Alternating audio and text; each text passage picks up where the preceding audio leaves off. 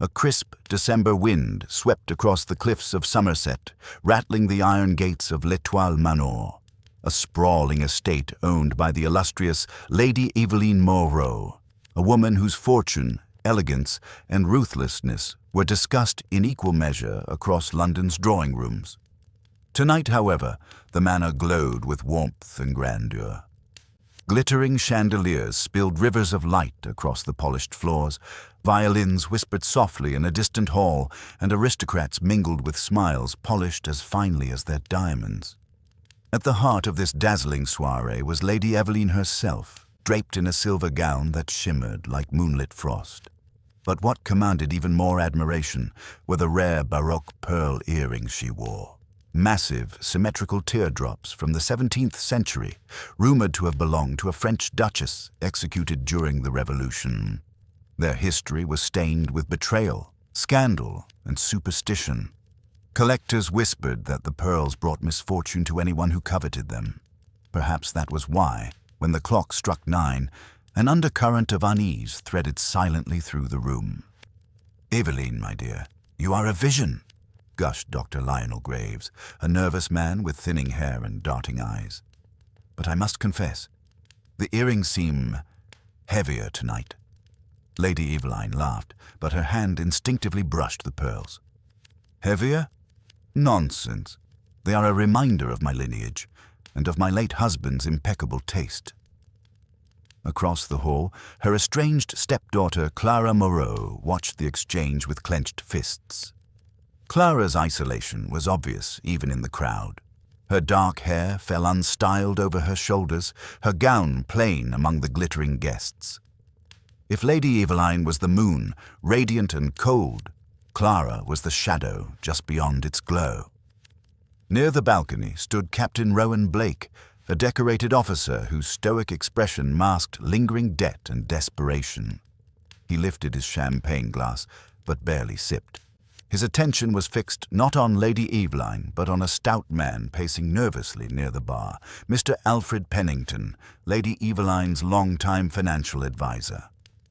Pennington's face was slick with sweat despite the winter chill creeping in. Every person in the room had a secret. Every person had a motive. But no one suspected that within the next hour, this glittering party would be torn apart. The first scream shattered the evening like glass. It came from the west corridor, Lady Eveline's private wing. Guests froze. Music halted. For one breathless moment, no one moved.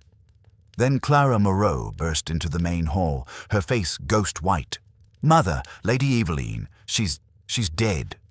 A wave of chaos surged through the crowd. Dr. Graves rushed forward with trembling urgency. Captain Blake pushed past guests toward the corridor, and Pennington dropped his glass entirely. The West Wing doors were flung open. Lady Eveline lay on the marble floor of her dressing chamber, collapsed beside her ornate vanity. Her silver gown fanned around her like melted moonlight. But the most shocking detail was not her stillness. It was the fact that one of her priceless pearl earrings was missing. The right ear was bare. The left still gleamed with the surviving pearl, luminous against her lifeless skin. Dr. Graves knelt beside her. "She's gone," he whispered, voice cracking. "Her heart, she must have—" "No," Clara interrupted sharply. "This wasn't natural. Look at her. Someone killed her and stole the earring." "But if so, why leave the other pearl behind?" Guests murmured, fear thickening the air. Captain Blake inspected the room. The window was locked from inside. The fireplace had burned low, undisturbed. The vanity drawers were closed neatly, too neatly. And on the floor, near Lady Eveline's outstretched hand, glimmered a tiny object, a single pearl bead, the size of a tear, and cracked down the center.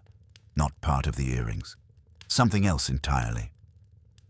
Pennington hovered in the doorway, wringing his hands.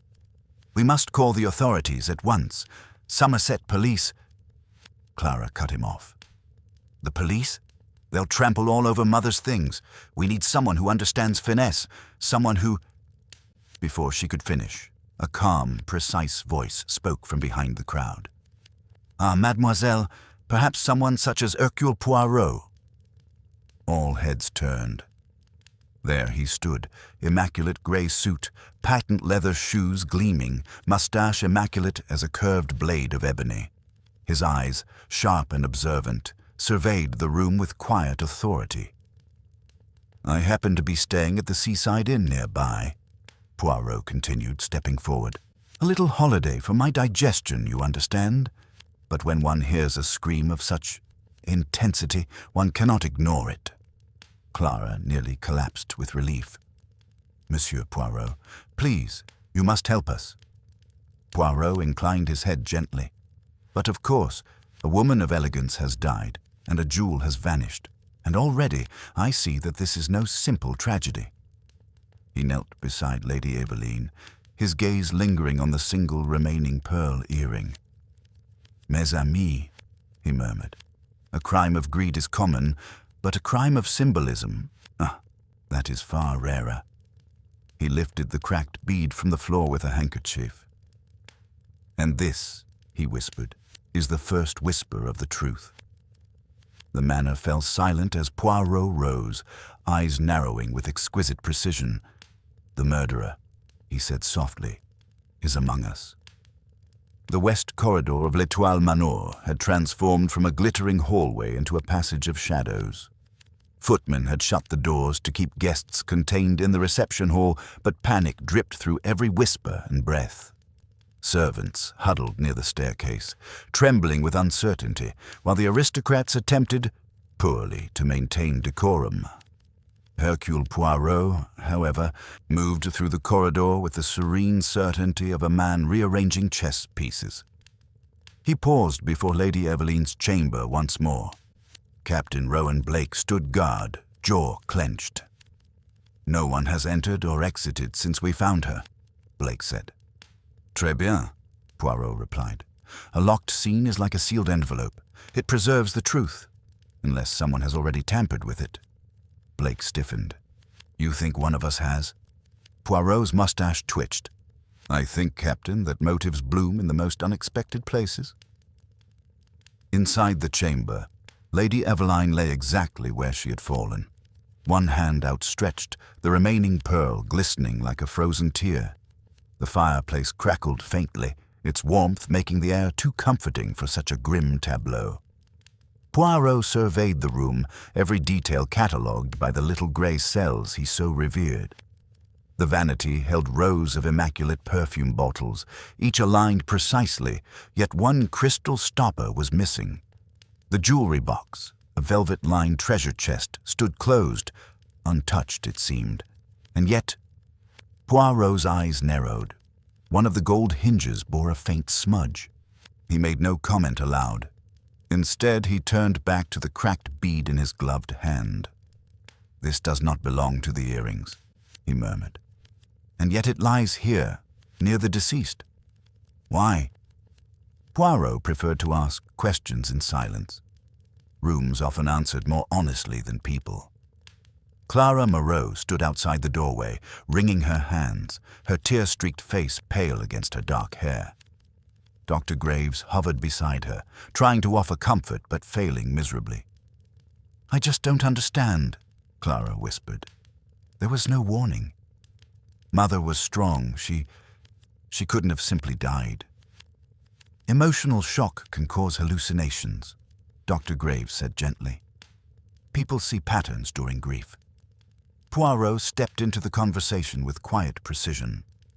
"Do you truly believe, Docteur, that Mademoiselle has imagined the missing earring?" Dr. Graves flinched. I'm simply saying her judgment may be clouded." Clara's eyes flashed. "My judgment is perfectly clear. Someone murdered her." Poirot lifted a calming hand. "Anger is natural, mademoiselle, but let us not let emotion cloud your reason either. You were the one who discovered the body. Yes?" Clara shuddered. "Yes, I went to speak with her. We had argued earlier." "Ah," Poirot said softly. "An argument. About what?" Clara hesitated. "Mother never approved of my choices," She thought I was wasting my inheritance. She threatened to change her will. Dr. Graves placed a hand on her shoulder. Clara, please, now isn't the time. But Poirot stopped him with a look so sharp it seemed to slice through pretense. Everyone's truth, Poirot said, is precisely the time. Clara swallowed. I didn't kill her. I was angry, but I would never. Poirot nodded without judgment. I believe you, for now. His eyes drifted across the corridor to Alfred Pennington, who lingered in anxious silence.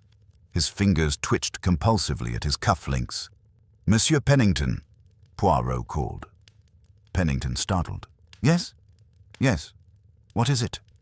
You managed Lady Eveline's finances for many years, I hear. He nodded stiffly. Yes. Quite right. Yes. Tell me, was she perhaps dealing with money troubles? Pennington's face blanched. Money troubles? No, Lady Eveline was wealthy beyond concern.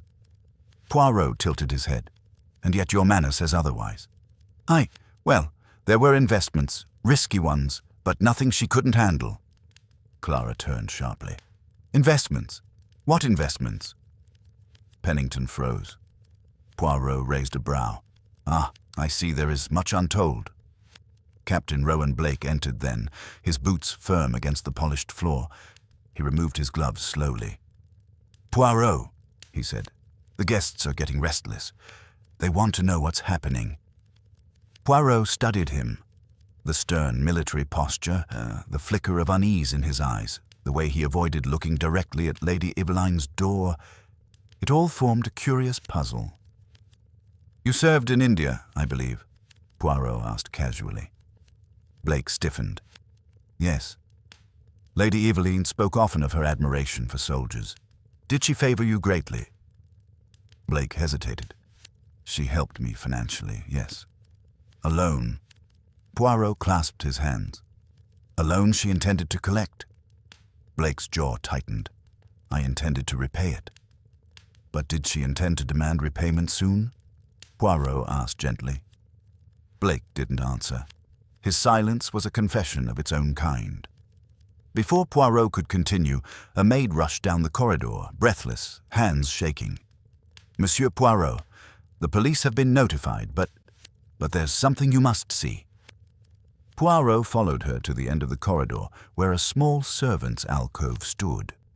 She pointed to the floor. There, barely visible beneath a discarded linen cloth, was a second cracked bead, identical to the first. Poirot's eyes gleamed. 2 beads, and neither from the earrings. What are you trying to tell me, Madame Fate? He pocketed the bead gently, as if handling fragile truth. Mes amis, Poirot said, turning back to the suspects now gathered. The circle closes. Lies are forming, thick as fog. His gaze swept over Clara's trembling form, Pennington's panic, Blake's rigid tension, and Dr. Graves' forced calm. One of you, he said softly, knows why Lady Eveline died. And I will know soon. The storm outside L'Etoile Manor grew fiercer as the night wore on. Wind hammered against the tall windows of the reception hall, rattling the crystal chandeliers. Inside, a tense silence settled over the guests, who huddled in small groups, whispering anxiously. No one dared to leave. Poirot had made certain of that.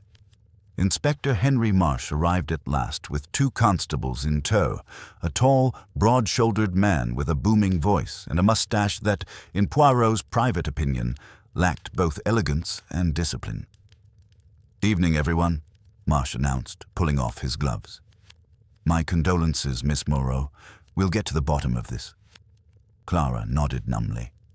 Poirot stepped forward.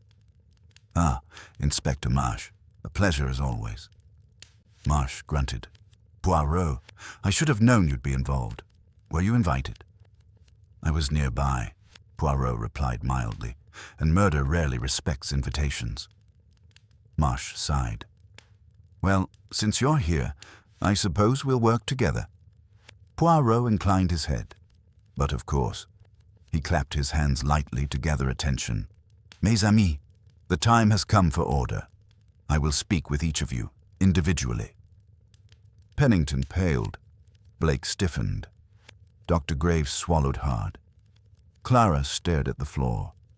Poirot gestured to a smaller drawing room, an intimate space with velvet chairs, marble busts, and a fireplace crackling with soft warmth. "Inspector," Poirot said, "if you would be so kind as to observe." Marsh nodded. "Let's begin with whichever suspect you think best." Poirot smiled faintly. "Ah, but Inspector, every suspect is best in their own way." Interview 1. Alfred Pennington, the financial advisor. Pennington entered the room trembling. He sat perched on the edge of his chair as though ready to flee. Poirot began gently, "Monsieur Pennington, you worked closely with Lady Eveline, did you not?" "Yes," Pennington stammered, "for 16 years. Bon, and tell me, did she trust you?" "Of course, completely." Poirot raised an eyebrow. "You say this with confidence, yet your eyes look everywhere except at mine." Pennington blinked rapidly. "That's nonsense." Poirot folded his hands. "Let us speak plainly. Were her finances in danger?" Pennington's jaw tightened. "There were losses, yes, but investments recover. Unless they fail," Poirot said softly. Pennington's hands twisted. "She didn't blame me. She understood the risks." Poirot gave him a long, piercing look. "Did she threaten to terminate your position?" Pennington froze. After a long silence, he whispered, She said she would review all accounts next week." Poirot nodded slowly. "Ah, to review poorly handled accounts is to expose failure, no?" Pennington swallowed. "She wasn't angry, but she was disappointed. I thought I had more time." Poirot tapped the table lightly. "And now she is dead, and her priceless earring is missing." "I didn't take it," Pennington said quickly. I swear it. I barely even touched her today. I was at the bar all evening, ask anyone." Poirot's gaze sharpened. "Curious, then, how you came to have a faint scent of her rose perfume on your sleeve." Pennington's face twisted in horror. What? No, that's impossible." Poirot lifted a hand. "Merci. That will be all." Pennington stumbled out of the room, visibly shaking. Inspector Marsh muttered, "He's hiding something." Poirot nodded. "Oui, but what he hides may not be murder." Interview 2. Captain Rowan Blake, the desperate soldier. Captain Blake entered with stiff posture, shoulders squared, chin raised. "Captain," Poirot began, "you're a man of discipline." "I try to be," Blake replied. Poirot studied him. "Lady Eveline loaned you a significant sum, did she not?" Blake's jaw tightened. "Yes." "When was she expecting repayment?" Blake hesitated. "Soon." "How soon?" "Tomorrow." Poirot's mustache lifted ever so slightly. "Ah, that is sooner than soon. And did you have the funds to repay her?" Blake raked a hand through his hair. "No." "And if you did not pay?"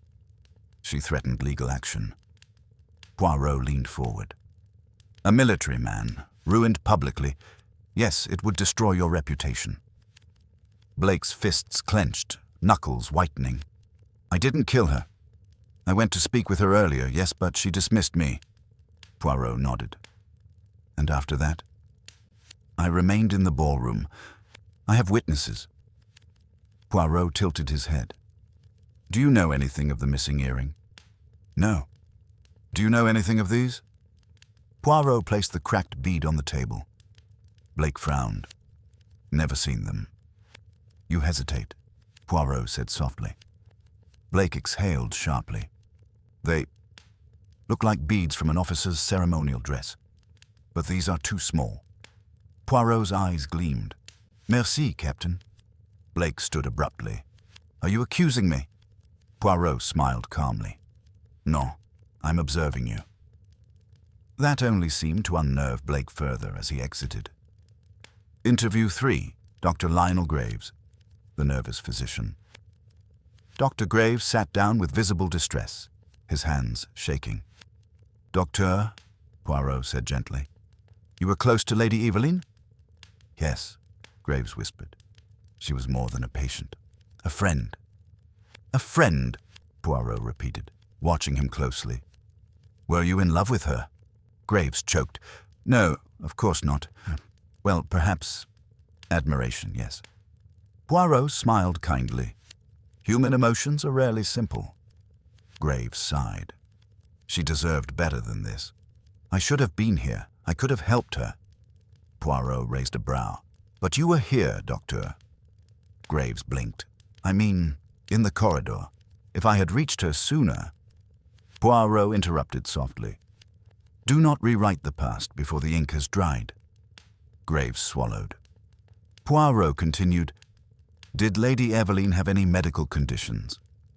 "None severe. A bit of stress, but nothing fatal." Poirot nodded. "Then, how do you explain her sudden collapse?" Graves hesitated. "Perhaps heart failure? It's not uncommon." "Yet her expression," Poirot said gently, "was one of shock. Fear, not of illness, but of a person." Graves looked down. "And now," Poirot added, "I smell on you the same rose perfume that lingers on Pennington." Graves' head snapped up. "What? No, I—" "Merci, Docteur," Poirot said. "That is enough." The man fled the room. The first contradiction Inspector Marsh crossed his arms. "Perfume on two men, both lying." Poirot shook his head. "Not lying, dancing around the truth." Then he added quietly, "But only one person had a reason to be close enough to Lady Eveline tonight for perfume to cling." Marsh frowned. "Who?" Poirot stared into the fire. "That, Inspector, is the first contradiction." The manor clock struck midnight, each chime echoing through the vast halls like a solemn reminder of the night's grim events. Outside, the storm turned violent, lightning illuminating the estate in stark, ghostly flashes. The guests remained confined to the reception hall, tension thick enough to choke. Poirot and Inspector Marsh stepped out of the drawing room, where the interviews had left lingering traces of fear, impatience, and half-spoken truths. The Belgian detective clasped his hands behind his back, his gaze thoughtful yet sharp. Marsh grunted. "So? 3 suspects, 3 motives, and all of them nervous as rabbits." Poirot shook his head gently. "Non, Inspector. Rabbits run from danger, but tonight, danger runs among them." Marsh frowned. "You're saying the killer is one of these 3? Poirot paused, his eyes drifting toward the west corridor. "I'm saying, perhaps, that the killer wants us to believe so." Before Marsh could reply, a young maid approached them timidly. "Monsieur Poirot?" "Inspector Marsh, you should come to the servants' kitchen. There is something you must see." Poirot nodded. "Lead the way, mademoiselle." The servants' kitchen was warm and bustling, copper pots hanging above the stove, the scent of bread lingering in the air. The staff huddled near the door, whispering nervously. The head cook stepped forward. "Sir, we found this." She revealed a small velvet pouch, elegant, expensive. Poirot took it gently. Inspector Marsh frowned. "What is it?" "Jewelry." Poirot opened the pouch. Inside lay a single pearl, but not like the enormous Baroque pearls from Lady Eveline's earrings. This one was smaller, identical to the cracked beads Poirot had found earlier, but unbroken. Poirot's mustache lifted. "Ah, the plot thickens." Marsh crossed his arms. "Someone dropped this?" The cook shook her head. "No, sir. It was hidden under the coal scuttle. Someone must have tried to conceal it." Poirot's eyes flicked to the doorway. "Who has been in the kitchen tonight?" The cook hesitated. "Only the servants. And Captain Blake. He came through asking for a glass of water." Marsh stiffened. "Blake? Again?" Poirot studied the pearl thoughtfully. A ceremonial bead, like those used on formal military uniforms. Yet Blake denied recognizing them outright, only admitting the resemblance when pressed. "A half-truth?" Poirot murmured. Marsh clapped his hands. "Right then. Enough dancing around. Blake had motive, opportunity, and now this. I'm placing him under temporary custody." Poirot raised a hand quickly. "Patience, Inspector.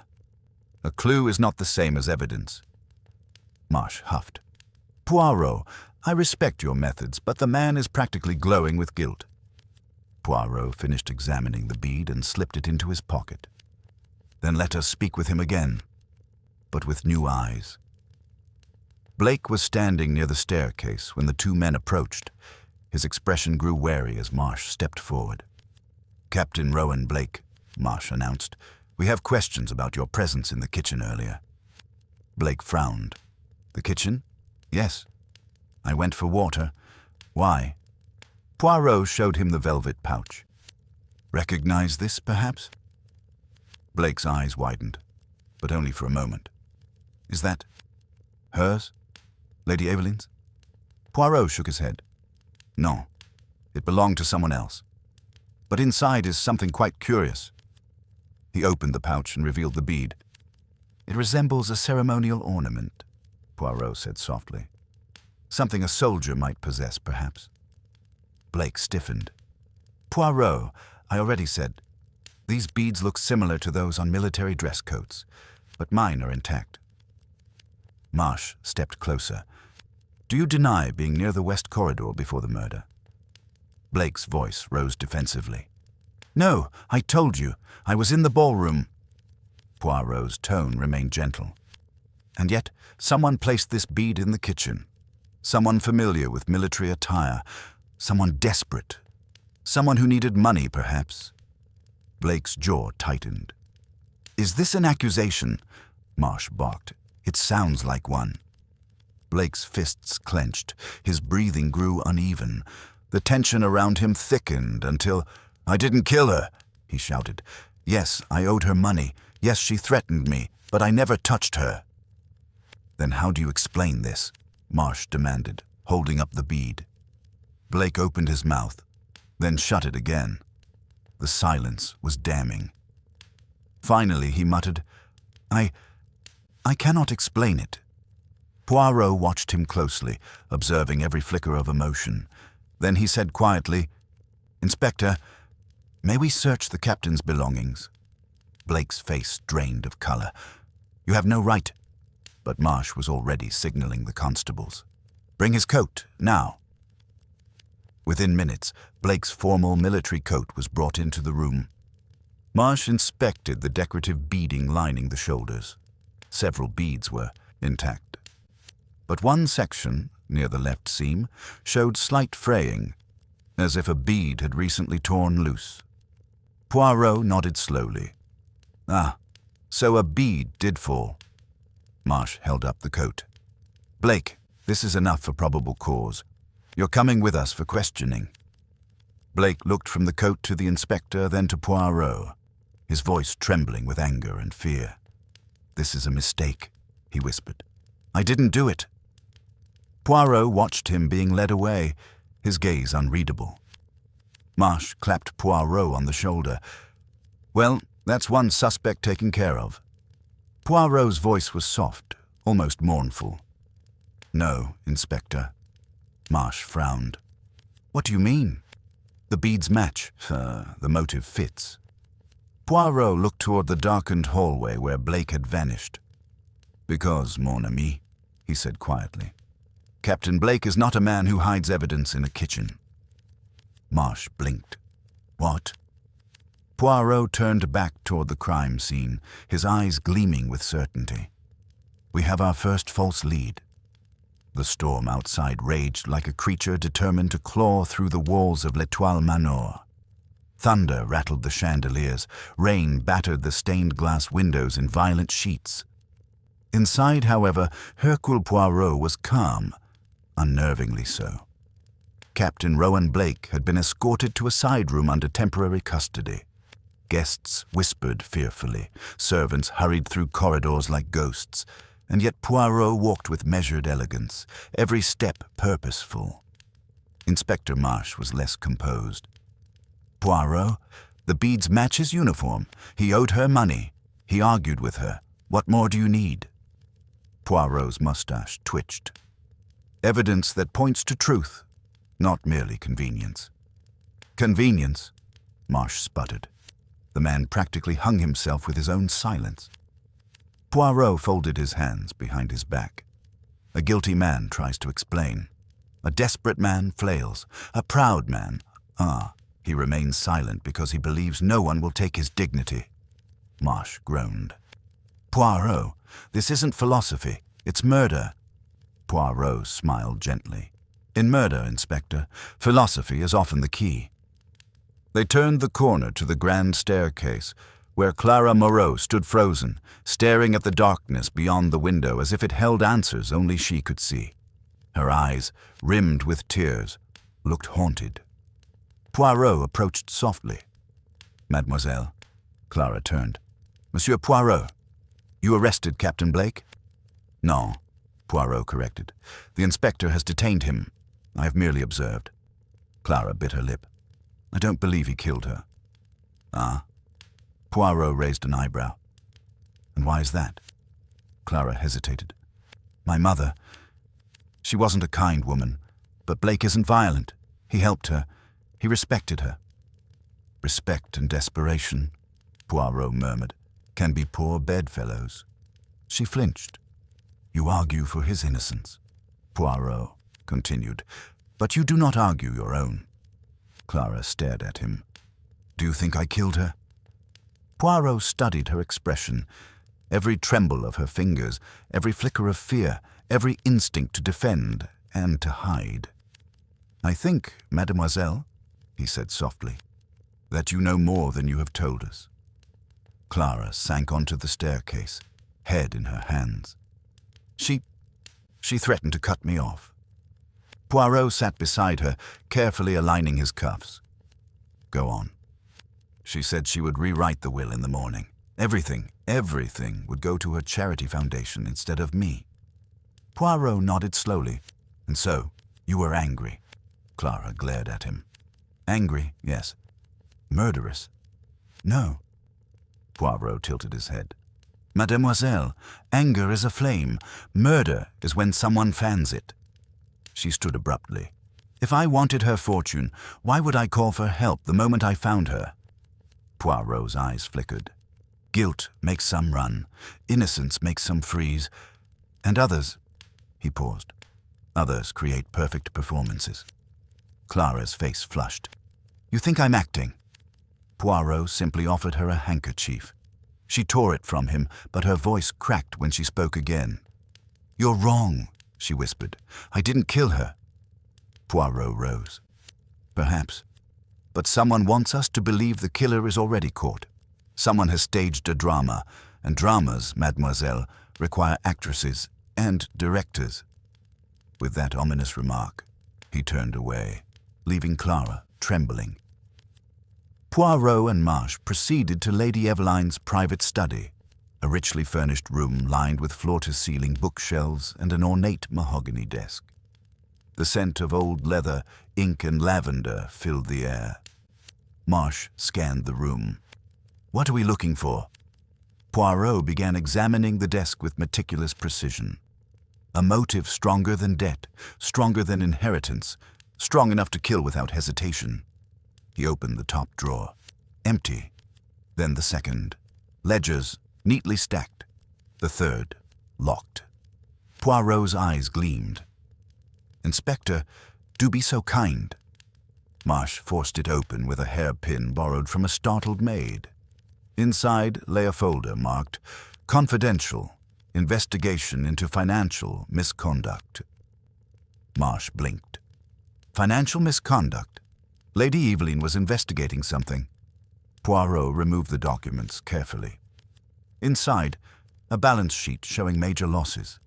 Handwritten notes in Eveline's elegant script, a name circled repeatedly. Pennington. Marsh swore loudly. Pennington! He lied through his teeth. Poirot nodded. Oui, and desperately. Marsh paced. Debt, shame, fear of exposure, and he had access to her room.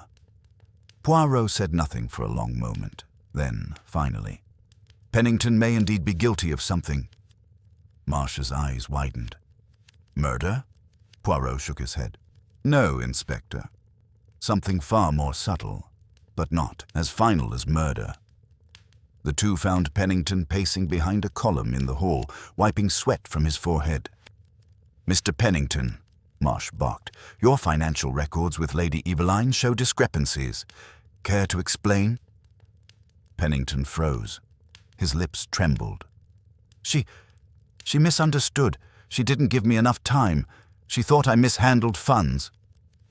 "Did you?" Poirot asked quietly. Pennington collapsed into a chair. I made bad investments. I didn't tell her. I was afraid. But I didn't kill her. I swear it."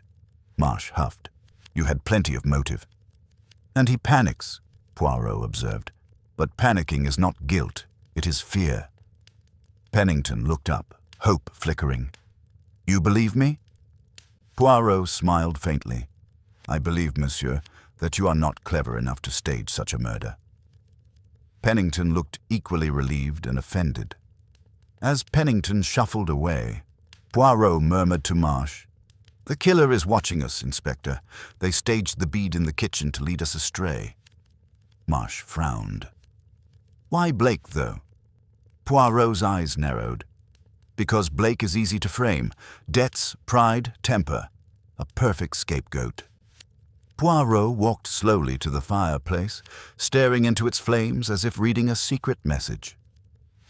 "Someone is playing a psychological game, Inspector. They believe they understand human nature." He turned sharply. "They do not understand Hercule Poirot." Marsh sighed. "So what now?" Poirot's voice dropped. "Now, Inspector, we force the killer's hand." The wind howled against L'Etoile Manor like a wounded beast. Midnight deepened into a darker hour, and the great house seemed to hold its breath, every shadow whispering unsolved secrets. Poirot stood in the center of the reception hall, studying the guests with unnerving stillness. Conversations had dwindled to frightened murmurs. Servants moved cautiously, avoiding eye contact. Clara paced near a window, her hands trembling. Pennington hovered like a man awaiting a verdict, and Dr. Graves, ever jittery, stood alone with a drink he never sipped. Inspector Marsh approached, exasperated. "Poirot, your trap, whatever it is, seems to be doing nothing but frightening everyone further." Poirot smiled calmly. "Patience, mon ami. When one shakes a tree of lies, the guilty fruit eventually falls." Marsh rolled his eyes. "If you say so." Poirot observed each suspect, as though waiting for a crack to appear in one of their faces. Someone among them is not merely frightened. They are calculating. They wait to see if Blake will remain the prime suspect. They hope the storm will wash away their guilt. Marsh huffed. "Blake's coat matches the bead. His story doesn't hold. What more do you want?" Poirot did not answer. Instead, he turned his gaze toward Dr. Graves, who nearly dropped his glass under the scrutiny. "Inspector," Poirot said softly, "tell the constable guarding Captain Blake to be vigilant. If the killer feels cornered," Poirot paused, "they may act again." Marsh frowned, uneasy.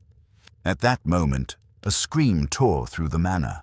A second scream, pure terror, sharper than the first. Guests jumped to their feet. Servants shrieked. Chairs toppled. Poirot and Marsh sprinted toward the sound, the grand staircase. Clara was gone. In her place, on the marble step, lay a single object, a second velvet pouch, identical to the one found in the kitchen. Inspector Marsh grabbed it and emptied the contents into his palm, another bead, uncracked. Poirot inhaled sharply. The killer escalates. Marsh swore. "Where is Clara?" Servants scattered in panic as Poirot raised a hand for silence.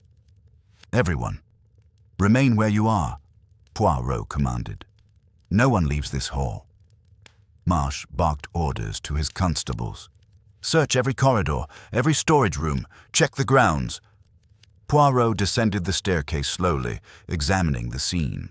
There were no signs of struggle, no torn fabric, no overturned objects, only the pouch. This was deliberate, a message. Marsh returned, panting. Where could she have gone, or been taken? Poirot closed his eyes, the little grey cells spinning. The killer planted evidence to frame Blake, Poirot murmured. Now they plant fear. Marsh blinked. But why her? Poirot opened his eyes.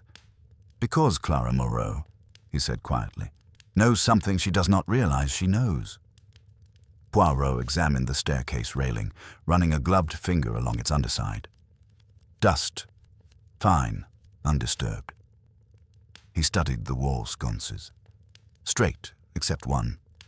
Slightly tilted. Poirot's eyes sharpened. "Inspector, help me." Marsh followed him as Poirot pressed the sconce downward. A soft click echoed. Then the wall beside the staircase shifted. A hidden door, blending seamlessly into the paneling, slid open. Gasps filled the hall. Marsh exclaimed, "A secret passage." Poirot nodded. Where there is old money, there are old secrets. They stepped inside. A narrow corridor extended into darkness, lit only by a faint lantern glow far ahead. Poirot moved swiftly, Marsh close behind. The storm outside muffled their footsteps as they descended a steep set of steps leading beneath the manor. Then, a voice. Faint. Weak. "Help. Please." Poirot and Marsh broke into a run. The corridor opened into a small stone cellar, unused, cold, damp. Old crates lined the walls. In the center lay Clara Moreau, unconscious but alive. Poirot knelt beside her. "Mademoiselle, can you hear me?" Her eyelids fluttered. "Poirot, someone pushed me. Behind the panel. Did you see who?" Poirot asked gently. A tear slid down her cheek. "No, only a scent." Poirot's eyes darkened. "What scent?" Clara swallowed weakly. "Roses. Strong roses." Poirot froze. Inspector Marsh frowned. "Roses? What's that supposed to mean?" Poirot stood slowly. His expression hardened, mustache stiffening as comprehension dawned. "The perfume," Poirot whispered. "The same perfume on Pennington. The same on Dr. Graves." Marsh blinked. "You think—" Poirot raised a finger sharply. "No assumptions, Inspector. Only truths." He turned back to Clara. "Did the killer say anything?" Clara nodded, trembling. "Yes. They whispered, 'You weren't meant to see her.'" Poirot's eyes blazed. "The killer thinks Clara witnessed something about Lady Eveline's death, but she does not yet know what." Marsh rubbed his temples. "So the killer kidnapped her to keep her quiet?" Poirot shook his head. "No, Inspector. Not to keep her quiet." He looked at the velvet pouch in Marsh's hand. "To send a warning." Poirot gently lifted Clara's hand and froze. Clutched tightly in her fist was a small piece of paper. He unfolded it. On it was a single sentence, written in delicate ink. "Truth is a luxury you cannot afford." Poirot inhaled deeply, his expression turning steely. The game is no longer about framing Blake. It is about control, manipulation. Marsh growled. "This killer is bold." Poirot corrected quietly. "This killer is terrified." Marsh jerked his head up. "Terrified? Of what?" Poirot looked toward the dark corridor, his voice calm but razor-sharp. "Of the truth Lady Eveline discovered before she died." He folded the note. "And that truth, Inspector, is what will lead us to the murderer." Clara Moreau was carried to a guest room under guard, still pale and trembling. The storm outside had grown relentless, wind rattling the window panes like impatient fingers. Poirot stood at the foot of her bed, hands folded neatly, eyes fixed on the velvet pouch that had been left as a warning. Inspector Marsh paced behind him. "So the killer drags Clara into a secret passage. leaves another bead, and whispers threats. This is madness. Poirot did not respond immediately. Instead, he approached the bedside table and placed the cracked beads, the uncracked bead, and the velvet pouch beside one another. A set of 3, Poirot murmured. Always deliberate, never random. Marsh frowned. But they don't match the pearl earrings. Precisely, Poirot said softly. And when something does not belong, Inspector, it is attempting to tell a story. He turned to Clara, who managed a shaky breath. Mademoiselle, think carefully. Before the attack, where were you? Clara hesitated. Near the staircase. I thought I saw someone watching me from the upper landing. A shadow. Poirot's eyes gleamed. A shadow moves when one is followed. Someone feared your memory returning. Marsh asked. Memory of what? Clara's eyes filled with panic. I don't know. I only remember entering Mother's corridor earlier. She looked frightened before she died, as if she recognized someone. Poirot leaned closer. Recognized someone. Clara nodded uncertainly. Yes, I believe she whispered a name, but I was too shocked to process it. Poirot's voice softened. Try. Clara squeezed her eyes shut. The room held its breath. Then, I think, she said, you again, as if the person had betrayed her before. Poirot stiffened. Again, a repetition, a cycle. He stepped back, mind racing, connecting threads invisible to others. Marsh asked, Poirot, what have you realized? Poirot lifted the cracked beads. These are not military beads. They are far older. Decorative beads used in medical corsets, theater costumes, and early 20th century surgical masks. Marsh blinked. Surgical masks? Why would that? Poirot turned sharply. Who had reason to be intimately close to Lady Eveline? Close enough to smell strongly of her perfume? Close enough to conceal something beneath her clothing without her noticing? Marsh's eyes widened. Dr. Graves. Poirot nodded gravely. Oui. Clara gasped. Dr. Graves. But he adored my mother. Poirot shook his head. Adoration and obsession blur easily, and obsession becomes dangerous when threatened. Marsh hissed. Threatened by what? Poirot pointed to the confidential folder from the study. Lady Eveline was investigating financial misconduct, but the name circled inside was not Pennington alone. Marsh snatched the folder and flipped through the pages, his face drained of color. Graves. She was investigating Graves for prescription fraud.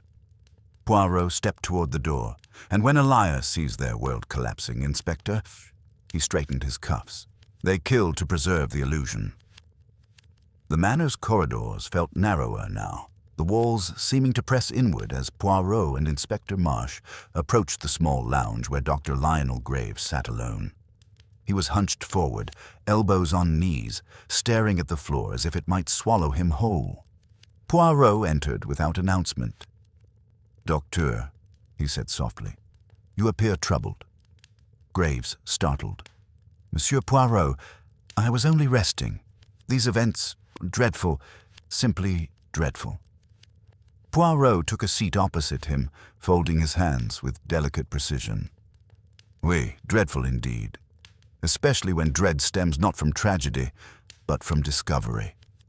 Graves frowned. I don't understand. Poirot's gaze shifted to the doctor's gloves resting on the table. Small flecks of powder clung to them, barely noticeable. Tell me, Docteur, Poirot said warmly, have you ever worked in theater? Or perhaps studied historical surgical garments? Graves blinked rapidly. No. Why would you ask that? Because the beads found near Lady Eveline. Poirot replied calmly, do not come from a soldier's uniform. They come from early medical corsetry, decorative, antiquated. Rare. Graves swallowed hard. Marsh stepped closer. You have access to old medical supplies, don't you? I keep artifacts, Graves protested. Museum pieces? They're not used, Poirot interrupted gently. Artifacts that would shed beads easily if one were wearing them. Graves' face drained of all color. Poirot leaned forward. Docteur, Lady Eveline trusted you. You were close to her. Too close, perhaps. Graves shook his head violently. No, I only wanted her happiness. She was lonely, Poirot. She confided in me. Ah, Poirot murmured. And when she discovered your prescription fraud, when she threatened to expose you, your affection turned to fear. Graves shot to his feet. She misunderstood. I never stole from patients. I simply structured things to support my clinic. Marsh barked. You falsified prescriptions for profit. I had to, Graves cried. Do you think running a private practice is easy? The costs... Poirot raised a single finger. Silence fell instantly. Docteur, he said quietly, Lady Eveline confronted you tonight. She told you she would report you. She wore her pearl earrings, the symbol of her independence, her pride, and you panicked. Graves staggered back. No, she wouldn't. I never touched her. Poirot's voice softened further, becoming almost sympathetic. Fear makes cowards of men who once believed themselves noble. Graves' breathing grew shallow. His eyes darted toward the door, then toward the hidden passageway Poirot had earlier revealed. A mistake. Poirot followed his gaze. Ah, you know the house well, Docteur. Graves froze. Poirot rose slowly. You dragged Clara into the passage. You left the beads to mimic Blake's uniform, but the perfume on your coat betrayed you. Graves trembled violently now. Poirot, please, I didn't... Poirot stepped closer, his voice barely above a whisper. The truth, Docteur, is a wound that bleeds until confessed. Graves' knees buckled. When he finally sank back into the chair, defeated, he covered his face with shaking hands. And Poirot knew the confession was coming. The storm had eased, but an electric tension now filled the grand ballroom of L'Etoile Manor. Tall candelabras flickered, casting elongated shadows as every remaining guest and every suspect was summoned by Hercule Poirot. Clara sat nearest the fire, pale but awake. Pennington hovered nervously near a column. Captain Blake, newly released from custody at Poirot's insistence, stood rigid with indignation, and Dr. Graves sat trembling in a chair at the center, guarded by a constable. Poirot stepped forward, immaculate as ever, his presence commanding immediate silence. Mes amis, he began, the hour has come to reveal what truly transpired. Tonight, a woman of status lies dead. A priceless earring is missing, and lies, oh so many lies, have clouded the air like smoke. Inspector Marsh crossed his arms. Poirot, let's hear it. Poirot paced slowly. First, let us address the false trail. The beads found near Lady Eveline's body in the kitchen and beside the staircase. These were meant to implicate Captain Blake. But these beads, he held one up, do not belong to a military uniform. They are remnants of antiquated medical corsetry. He turned sharply toward Dr. Graves. Only one among us collects such relics. Graves looked ready to faint. Poirot continued, Lady Eveline discovered your financial misconduct. She confronted you, and you in panic attempted to silence her. No, Graves croaked, gripping the chair. I never touched her. Poirot raised a finger. Patience, Docteur. I shall explain. He turned to the room. Lady Eveline did not die from violent struggle. She collapsed suddenly. Why? Because she suffered an induced cardiac arrest. A gasp rippled through the ballroom. Poirot's voice hardened. A fast-acting medication, accessed easily by a physician, was administered to her. You leaned close to her under the pretense of concern. Her perfume clung to your coat, just as yours lingered in her room. Clara covered her mouth. But, Poirot said softly, the murder did not go as you expected. Clara saw a glimpse of you leaving the corridor. You feared what she might remember. So you struck again, pushing her into the hidden passage and planting another bead to deepen the Blake deception. Graves shook violently. Poirot, you don't understand. I didn't want to kill anyone. Poirot lifted his hand for silence. But the truth, Docteur, is that you feared exposure more than you valued life. He stepped back, allowing the room to absorb the accusation.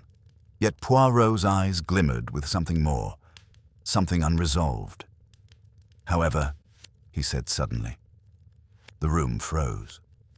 Poirot turned slowly toward the far end of the ballroom. There is another matter. The missing pearl earring. Everyone stiffened. Poirot's voice dropped to a hush, and that particular crime was not committed by the doctor. A collective gasp. Graves looked up in confusion. Pennington staggered. Clara's eyes widened. Captain Blake straightened. Poirot clasped his hands behind his back. One killer and one thief. 2 crimes, 2 motives. He smiled faintly. And now, mes amis, we shall expose both. A stunned silence gripped the ballroom, every eye fixed on Poirot as he stood poised, fingertips together, the faintest gleam in his eyes. He had revealed the murderer, Dr. Graves, but now another truth waited to be unveiled. The death of Lady Eveline Moreau, Poirot declared, was the work of desperation, but the theft of her priceless pearl earring was the work of greed. He paused, allowing the tension to tighten. Monsieur Pennington, he said softly, will you please step forward? Pennington jolted as if struck. Me? No, surely not. Surely you don't think... Poirot nodded gently. Oui, I do. Inspector Marsh moved closer, hand hovering near his cuffs. Pennington backed away until his shoulders hit a marble column. But I adored Lady Eveline. I served her loyally for years. Poirot shook his head. No, monsieur. You served her fortune, and when your reckless investments threatened to expose you, you panicked. But unlike the doctor, you did not choose murder. You chose opportunity. He lifted a hand toward Clara. When Clara found her stepmother's body, she screamed. Chaos followed. And in that chaos, Monsieur Pennington, you slipped into the room. Pennington's face twisted. That's a lie. Poirot continued calmly. The jewelry box was untouched, the drawers immaculate. Yet one hinge bore your fingerprint, smudged with perspiration. And the missing earring? It was not torn off during the murder. It was unhooked with care. Pennington's breathing grew shallow.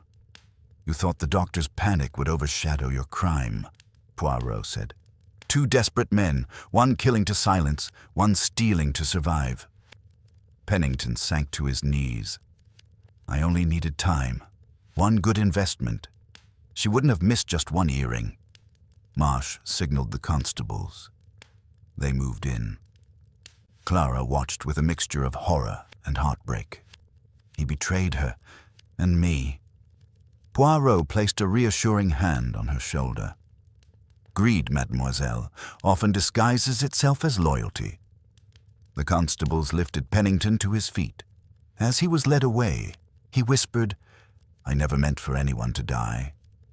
Poirot replied softly, and yet death visited all the same. Dr. Graves, still trembling, buried his face in his hands. I only wanted to protect everything I'd built. She said she would ruin me. Poirot approached him. Murder ruins more than reputation, Doctor. It destroys the very soul. Graves broke down fully as the constables took him. 2 criminals, 1 murderer, 1 thief, now faced justice. Clara exhaled shakily. It's truly over. Poirot straightened his cuffs. Oui, mademoiselle. Order has returned.